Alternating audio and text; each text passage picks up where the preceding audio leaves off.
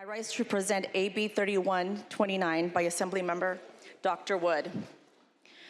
The crisis facing democracy, both in our country and around the world, stems from the rise of monopolies and concentrated power. These forces wield significant political influence, echoing the challenges faced in the 19th century, an era marked by intense conflicts, cultural tensions, and widespread fear. The fight against unchecked corporate power is a bipartisan issue, spanning generations of leaders. Republican President Theodore Roosevelt, in his 1901 address to Congress, emphasized the importance of using our power to protect our people, institutions, and industrial liberty. Similarly, Democratic President Woodrow Wilson warned in 1914 that the concentration of wealth, money, and property in the United States under the control and in the hands of a few individuals or great corporations has grown to such an enormous extent that unless checked, it will ultimately threaten the perpetuity of our institutions. Perpetuity.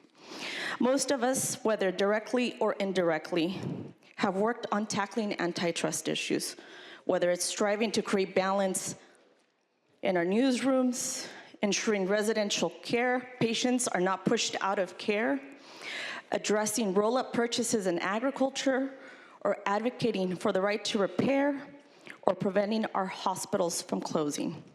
These efforts are all part of a broader struggle to protect our people, institutions, and economic freedoms from corporate dominance, a responsibility that transcends political lines. The trends by some private equity firms in the healthcare are especially alarming. In July, Lena Khan, the chair of the Federal Trade Commission, submitted a letter of support for this legislation. During her time as chair of the FTC, she has highlighted several concerning practices relating to private equity firms. First, private equity often loads companies with debt, strips assets, and pursues financial tactics that weaken the firms they acquire. With short timelines of 3 to 7 years, they use high levels of debt, 60 to 80%, burdening the acquired entities. This can lead to reduced staff and services under the guise of efficiency. Tragically, private equity takeovers of nursing homes have led to an estimated 20,000 excess deaths. 20,000 excess deaths over 12 years. Second, private equity consolidates market power through serial acquisitions and a buy and build model, gradually sidestepping antitrust review.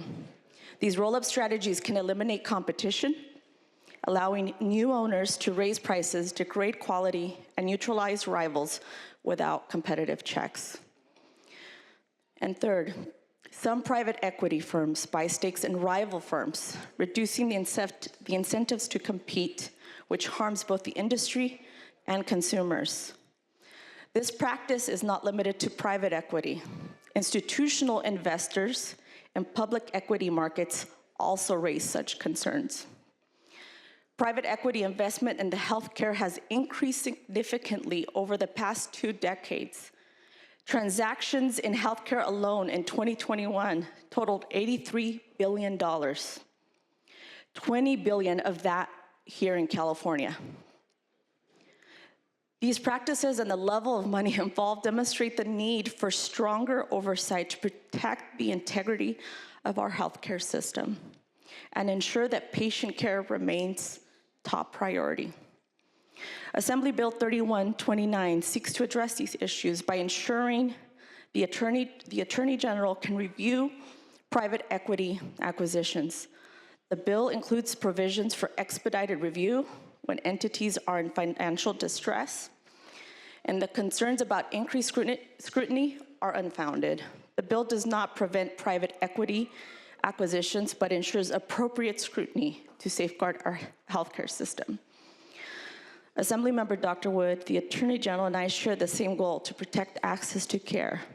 We cannot afford to delay this process because right now, there is no review mechanism at all. And amendments have been made to address UC concerns that we addressed throughout this chamber. And I'd like to end with the warnings of past leaders like Presidents Roosevelt and Wilson are as relevant today as ever. The unchecked concentration of economic power continues to pose a significant threat to our democracy. AB 3129 represents a crucial step in protecting our healthcare system from the corrosive effects of unfettered private equity practices, ensuring that quality care remains a top priority for all Californians. I respectfully ask for an aye vote.